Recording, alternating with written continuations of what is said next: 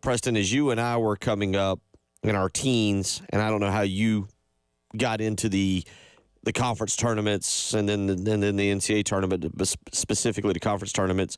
Everybody was basically wrapping up on Sunday. The Big East was the anomaly. They would wrap up on Saturday night. I remember watching I remember watching almost every minute of it.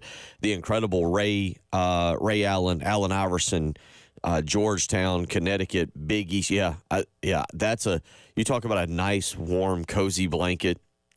Can we Kerry Kittles? Yeah, he wasn't involved, but yeah, I remember specifically where I was on a Saturday night watching that showdown. But now everybody has transitioned because of the extra day of rest. The SEC is one of the few teams that still plays their championship on Sunday. Everybody else has tried to back it up a little bit. The ACC will wrap up on Saturday night, Saturday afternoon as well. But it's interesting to see that because a lot of coaches are like, yeah, we want to get home and grab that day of rest on Sunday and be able to watch the NCAA tournament selection show from wherever they're at, as opposed to doing it in at the hotel or at the arena that they just won it at. Yeah, so it's I guess it was two things I was wondering, and you answered one of them. Is it a rest factor, or is it the idea of trying to get the seeding done quicker, both, more advantageous for the conferences? I think it's the Big Ten has always been the one that wrapped up close to the almost going. It's almost like the Big Ten championship game wraps up, and then they maybe have a 30-minute. All right, 60-minute. What's the show? Isn't it 60 minutes? 60 minutes. Yeah, they show a quick 60 minutes, and then it goes into the 6 o'clock selection show.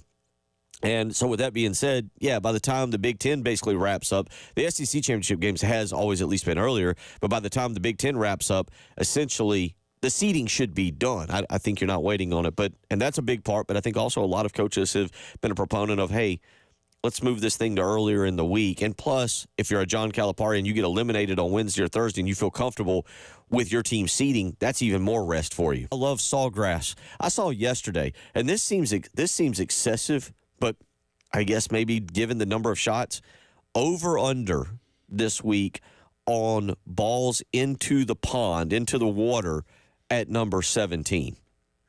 52.5. And I was kind of like, that seems like a high. I'm trying to look. I know Vegas knows, so I know that number is going to, whatever it's going to be, it's going to be somewhere probably between 47 and 56 in that ballpark.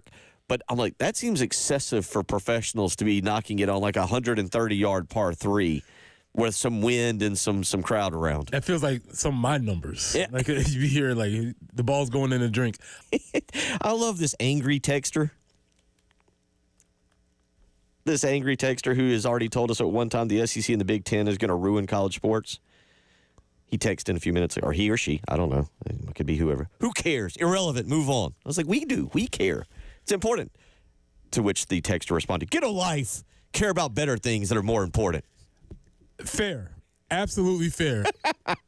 How do you wake up that angry in the morning? I'd like to offer you to listen to NPR or something along those lines. But does he get the show? This is sports radio, that man. person does not get this show at all. I don't know what to tell you. There's plenty of stations down on the lower end of the dial that can offer way more. Is this your first time tuning in? Important things.